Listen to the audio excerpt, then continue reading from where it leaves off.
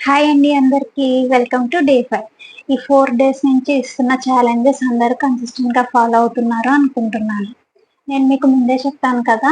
ఈ హెల్త్ గురించి మనకి చాలా చాలా నాలెడ్జ్ ఉంది. కానీ దాన్ని కన్సిస్టెంట్‌గా మెయింటైన్ చేస్తేనే, ఫాలో చేస్తేనే మనకి బెస్ట్ హెల్త్ ఉంటుంది. ఓకేనా?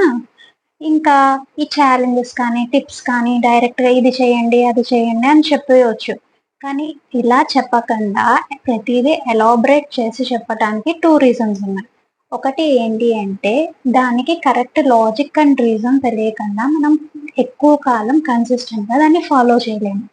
ఇంకొకటి ఈ హెల్తీ వేలోకి మనం లైఫ్ స్టైల్‌ని మార్చుకోవాలి అంటే చాలా చాలా చాలా ఓర్పు, సహనం కావాలి. అందుకనే ఇంత ఎలాబరేట్‌గా చెప్పటం, ఇంత స్లోగా చెప్పటం జరుగుతుంది. మీ సహనం ఎప్పుడైతే పెరుగుతుందో, అప్పుడే న్యాచురల్ వేలో మీరు హెల్త్‌ని రీసెట్ చేసుకోగలరు.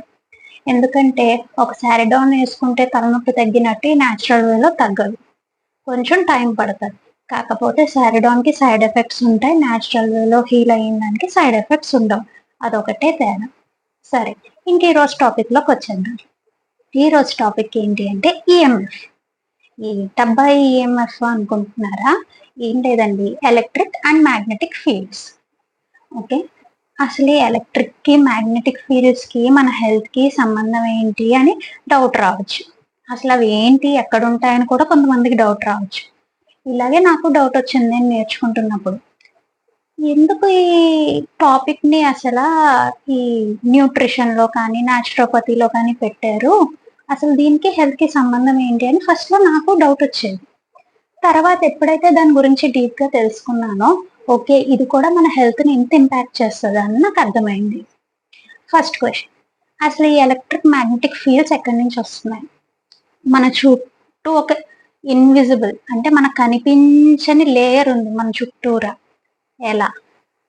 Phones, gadgets, mixies, grinders, ovens, fridge, TV, laptops, wifi ఇన్ని ఎలక్ట్రానిక్ గ్యాడ్జెట్స్ మన చుట్టూరా పెట్టుకున్నాం. అవన్నీ కూడా మనకు కనిపించకుండా ఒక మ్యాగ్నెటిక్ ఫీల్డ్‌ని క్రియేట్ చేస్తాయి. అదే ఈ ఈఎంఎఫ్ అన్నది. ఓకే. ఈ ఈఎంఎఫ్ అసలు మన హెల్త్‌ని ఎలా ఇన్‌ఫ్లూయెన్స్ చేస్తుందో చూద్దాం. ఈ ఈఎంఎఫ్ అన్నది మన బాడీలో సెల్స్ మీద కనిపించని స్ట్రెస్‌ని క్రియేట్ చేస్తది. ఓకే. మొన్న మనం తెలుసుకున్నంత కనిపించే స్ట్రెస్. ఇది మనకి తెలియకుండా మన మీద స్ట్రెస్ క్రియేట్ చేస్తది. బాడీకి ఏ టైప్ ఆఫ్ స్ట్రెస్ అనేది తేడా తెలీదు. ఏ స్ట్రెస్ కన్నా ఒకటే రెస్పాన్స్ ఫ్లైట్ మోడ్ ఎక్కడం. ఓకే. మనకి తెలియకుండా మనల్ని అంత ఇన్‌ఫ్లూయెన్స్ చేస్తుంది చుట్టూ ఉన్న ఎలక్ట్రోమాగ్నెటిక్ రేడియేషన్. దానివల్ల ఏంటి అంటే అస్తమాను తలనొప్పులు రావటం. ఎప్పుడు డల్‌గా, మూడీగా, డిప్రెస్డ్‌గా అనిపించటం.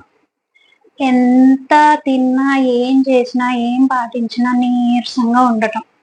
ఎప్పుడు డ్రౌజీగా, మగతగా ఉండటం. ఏ అస్సలు ఏమి గుర్తుండకపోవటం.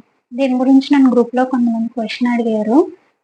ఆల్రెడీ స్ట్రెస్ రిలేటెడ్‌గా ఎలా మనకి మెమరీ పవర్ తగ్గుద్ది అని ఆల్రెడీ ఒకసారి చెప్పాను. ఇది సెకండ్. మెమరీ పవర్ తగ్గిపోతుంది. కాన్స్టెంట్ ఎక్స్‌పోజర్ వల్ల. ఇంకా బ్రెయిన్ నర్వ్స్ మీద చాలా ఇన్‌ఫ్లూయెన్స్ ఉంటుంది. మన స్లీప్ క్వాలిటీ తగ్గిపోతుంది. ఓకే. ఇంకా చెవులో హోరొస్తూ ఉండటం, తల తిరుగుతున్నట్టు ఉండటం, గుండె దడ రావటం, ఇవన్నీ కూడా ఈ ఈఎంఎఫ్ వల్ల మన బాడీ మీద చూపించే సింప్టమ్స్. చాలా మందికి ఇవి వేరే హెల్త్ డిసీజెస్ సంబంధించినవి కూడా ఈ సింప్టమ్స్ ఉంటాయి ఓవర్‌లాపింగ్‌గా. మరి ఎలా తేడా తెలుస్తది? అదేంటి అంటే చాలా సింపుల్. మన చుట్టూ చాలా మంది మనం వింటూనే ఉంటాం. మేము అన్ని హాస్పిటల్స్ తిరిగామండి. అన్ని టెస్ట్‌లు చేయించామండి. ఎక్కడికెళ్ళినా ఏం చూసినా ఏమీ లేదన్నారండి. స్కాన్స్ తీయించాం, బ్లడ్ టెస్ట్‌లు చేయించాం అని చెప్తూ ఉంటారు.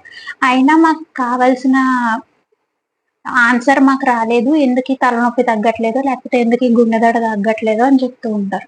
అలాంటి వాళ్ళు 2 విషయాలు గమనించాలి. ఒకటి వాళ్ళ స్ట్రెస్ లెవెల్స్‌ని గమనించుకోవాలి. 2 వాళ్ళు ఎంత రేడియేషన్‌కి ఎక్స్‌పోజ్ అవుతున్నారో డైలీ గమనించుకోవాలి. సో, ఈ 2 విషయాలు గమనించుకుంటే ఎక్కడ ఆన్సర్ దొరకని వాళ్ళకి ఆన్సర్ దొరకచ్చు. ఓకే. సో, ఇప్పుడు అయితే అన్నీ మానేసుకొని కూర్చోవాలా? ఇది డిజిటల్ ఏజ్ కదా! ఎలక్ట్రానిక్ ఏజ్ కదా! మరి ఏమీ లేకుండా ఎలా అని చెప్పి అడగొచ్చు. కొంతమందికి డౌటొస్తది. సో, మనమేమి అప్‌డేట్ అవ్వకుండా ఉండక్కర్లా. కానీ కాన్షియస్‌గా అప్‌డేట్ అవుదాం. ఎలాగో తెలుసుకుందాం. ఫస్ట్ ఏంటి అంటే, పడుకునేటప్పుడు మీ ఇంట్లో ఉన్న ఎలక్ట్రానిక్ గ్యాడ్జెట్స్ ఏవైతే వాడరో TV, phone, wifi, mixies, grinders, ovens ఇలాంటివన్నీ ఉంటాయి కదా! వాషింగ్ మిషన్స్ ఇవన్నీ మీకు పనుండదు. ఎప్పుడైతే పనుండదో అవన్నీ స్విచ్ ఆఫ్ చేసేయండి. పర్టిక్యులర్‌గా వైఫైస్.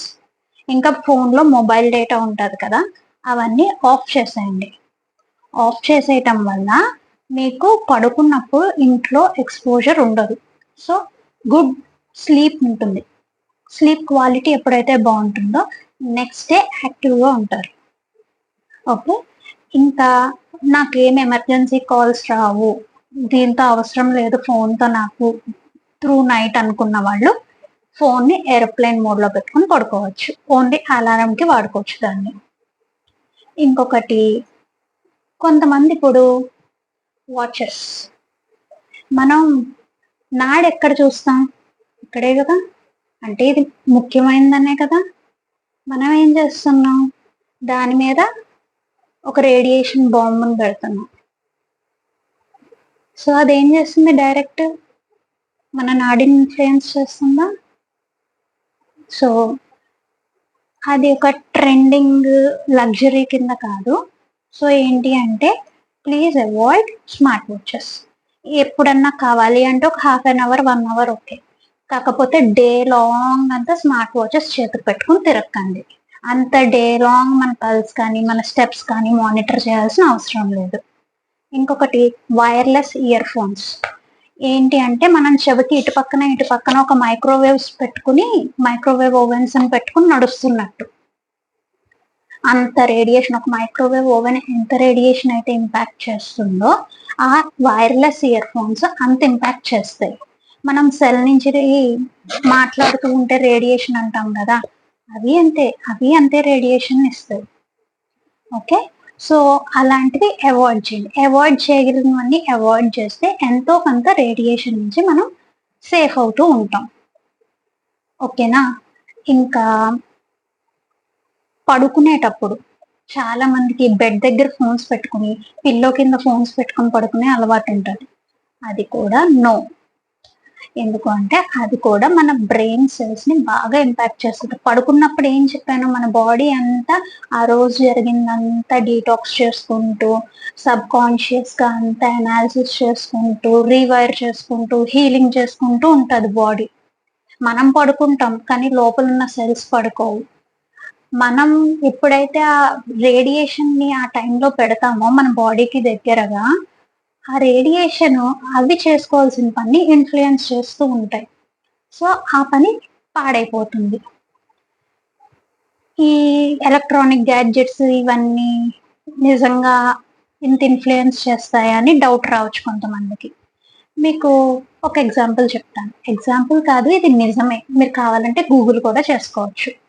మనకి సో కాల్డ్ టెక్కీస్‌లో, టెక్నాలజీస్‌లో బిగ్ షాట్స్ ఉంటారు కదా!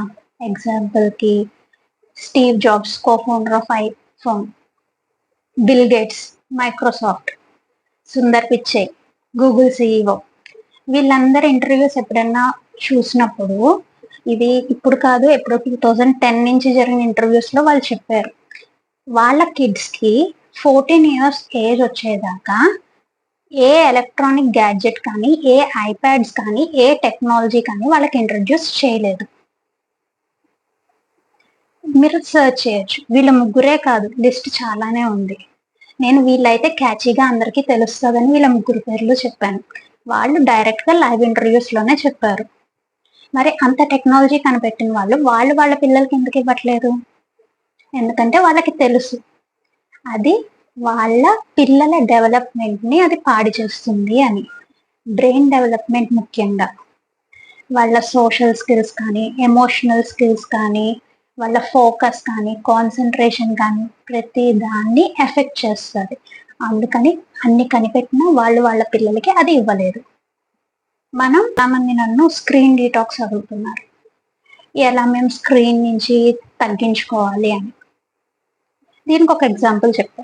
కానీ స్క్రీన్ ప్రతిసారి అదేమీ నెగెటివ్ కాదు. స్క్రీన్ నుంచి మనం పాజిటివ్‌గా కూడా వాడుకోవచ్చు. ఎందుకంటే ఈ ఫోన్, ఇంటర్నెట్ ఈ ఆఫ్టర్ కరోనా ముఖ్యంగా ఎక్కడున్న వాళ్ళు ఎక్కడి నుంచన్నా వాళ్ళకి కావాల్సినవి నేర్చుకుంటున్నారు. వాళ్ళకొచ్చిన విద్యను వేరే వాళ్ళకి నేర్పిస్తున్నారు. సో, పాజిటివ్‌గా తీసుకుంటే అది హెల్ప్‌ఫుల్. కానీ కొంతమంది నెగెటివ్‌గా దానికి అడిక్ట్ అయిపోతున్నారు. ఎంత అడిక్షన్ అంటే ఒక సిగరెట్, ఆల్కహాల్ అలాంటి వ్యసనాలకి ఎలా అయితే అడిక్ట్ అయిపోతారో అంత అడిక్ట్ అయిపోతున్నారు. ఎందుకు చూస్తున్నారు, ఏం చేస్తున్నారు అని తెలియనంత స్టేజ్‌కి వెళ్ళిపోతున్నారు. అలాంటి వాళ్ళ కోసం ఈ స్క్రీన్ డీటాక్స్. ఒక చిన్న ఎగ్జాంపుల్ చెప్తా ఫస్ట్. మన ఫ్రెండ్ సర్కిల్ ఉంటది. అందులో ఒకడుంటాడు. ఎప్పుడు అందరిని ప్రతి పనికి వాడుకుంటాడు. కానీ మనకి హెల్ప్ అవసరమైనప్పుడు ఒక్కసారి కూడా అక్కడొచ్చి నించోడు. ఉండే ఉంటారుగా ప్రతి ఒక్కళ్ళ దగ్గర. ప్రతి ఫ్రెండ్ సర్కిల్‌లో ఉండొచ్చు. లేకపోతే మనం ఎక్కడో అక్కడ లైఫ్‌లో అలాంటి వాళ్ళని కలిసే ఉంటాం. అలాంటి వాళ్ళని మనం ఏం చేస్తాం జనరల్‌గా? పక్కన పెడతాం. ప్రతిసారి పక్కన పెట్టే ఛాన్స్ రాకపోయినా కొన్ని ముఖ్యమైన విషయాల్లో అయినా పక్కన పెడతాం. అంతేనా? ఇప్పుడు మన ఫోన్ మనల్ని ఏం చేస్తుంది? మనం ఫోన్‌ని వాడట్లా. ఫోన్ మనల్ని వాడుకుంటుంది. అంతేనా? దీనికి యాక్సెప్ట్ చేస్తారా? ఫోన్ మనల్ని వాడుకుంటుంది. మన డేటాని వాడుకుంటుంది. సో, అలాంటి ఫోన్‌ని మనం పక్కన పెట్టలేమా అవసరం వచ్చినప్పుడు? పెట్టగలం కదా! సో, ఏంటి అంటే మనం చాలా చాలా చాలా విల్ పవర్ ఉండాలి. అలా స్క్రీన్ అడిక్షన్స్ ఉన్నవాళ్ళు స్క్రీన్‌ని డీటాక్స్ చేయాలి అంటే. దానికి కొన్ని టిప్స్ చెప్తాను. 1 నోటిఫికేషన్స్ ఆఫ్ చేసుకోండి. మీ ఇన్‌స్టాగ్రామ్, వాట్సాప్, ఫేస్‌బుక్, యూట్యూబ్ వీటన్నిటికి నోటిఫికేషన్స్ వస్తూ ఉంటాయి. ప్రతి 5 మినిట్స్‌కి, 10 మినిట్స్‌కి ఎవరో ఒకళ్ళు ఏదో ఒకటి పోస్ట్ చేస్తూ ఉంటారు. మనకి టింగ్ టింగ్ టింగ్ టింగ్ టింగ్ అని నోటిఫికేషన్స్ వస్తూనే ఉంటాయి. మన బ్రెయిన్ ఓకే. ఏదో నోటిఫికేషన్ వచ్చింది. ఇప్పుడు ఎవరు పెట్టుంటారు ఏంటి అని మన బ్రెయిన్ దాని వైపుకెళ్తది. మనం చేసే పని మీద ఫోకస్ ఉండదు. సో, ఫస్ట్ నోటిఫికేషన్స్ ఆఫ్ చేసేయండి. మీరెప్పుడైతే మీరు ఫ్రీ అనుకున్నారో ఆ టైంలో ఫోన్ తీసుకొని చూసుకోండి. ఆ రోజు ఏం మెసేజెస్ వచ్చాయి ఏంటి అన్నది. ఓకే. సగం మీ బ్రెయిన్ దాని మీదకి డైవర్ట్ అవ్వకుండా ఉంటది. సెకండ్ టిప్ మో ఫోన్‌లో ఫోకస్ మోడ్ అని ఉంటది.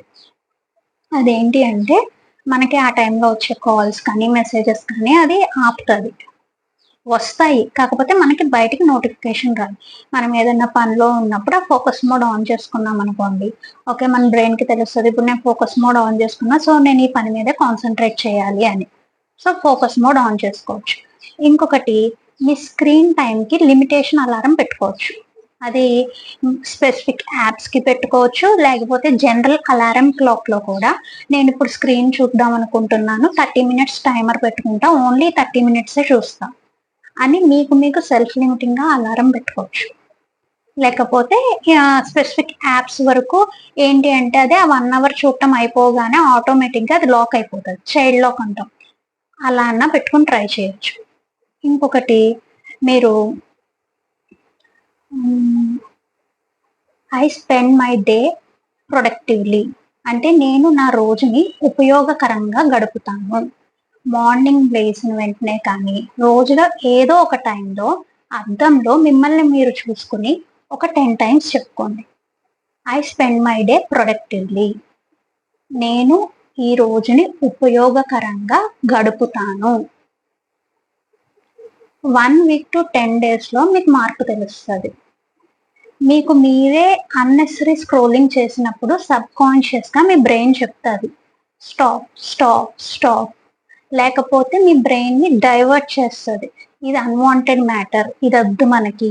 మనకేదైనా ఉపయోగపడేది, నేర్చుకునేది, అవసరం ఉన్నది చూద్దాము. లేకపోతే వేరే అవసరం ఉన్న పని చేసుకుందాము అని మీ బ్రెయిన్ మీకు చెప్పుద్ది. ఇది నిజంగా మీరు పాటిస్తే కంటిన్యూస్‌గా 10-15 డేస్ చేయండి. ఖచ్చితంగా మార్పొస్తది. నేను నాకు సెల్ఫ్ ఎక్స్‌పీరియన్స్‌తో చెప్తున్నానిది. ఓకే. ఈజీగా స్క్రీన్ డీటాక్స్ చేసుకోవచ్చు ఈ టిప్‌తో. ఓకేనా? ఈ రోజు నుంచి అందరూ కాన్షియస్గా ఎలక్ట్రానిక్ గ్యాడ్జెట్స్ వాడుకుంటూ మిమ్మల్ని మీరు స్క్రీన్ డీటాక్స్ చేసుకుంటారని ఆశిస్తున్నా. Get ready to take this challenge.